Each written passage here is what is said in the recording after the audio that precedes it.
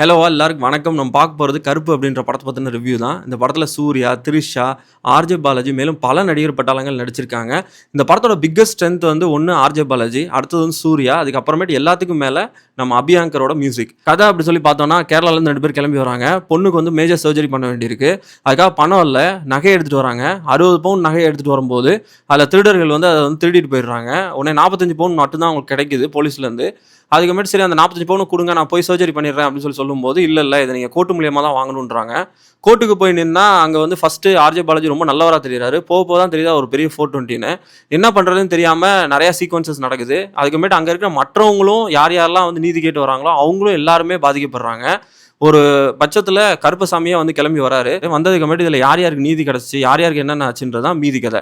இந்த படத்தோட கதை வந்து இதுவே போதுமானதாக இருந்தால் கூட இந்த படத்தில் வந்து ஃபர்ஸ்ட் ஹாஃப் ரொம்ப நல்லா ஒர்க் அவுட் ஆயிருந்துச்சு. செகண்ட் ஹாஃப் அவ்வளோ ஒர்க் அவுட் ஆகாத மாதிரி இருந்துச்சு. படத்தோட கிளைமேக்ஸ் ரொம்ப சூப்பராக இருந்துச்சு. தியேட்டரில் வந்து நிறைய பேர் சாமி வந்து ஆடினாங்க. அதுக்கான முக்கியமான காரணம் ஒன்று வந்து சூர்யாவோட நடிப்பு, இன்னொன்று வந்து படத்தோட மியூசிக் அப்படின்னு தான் சொல்லணும்.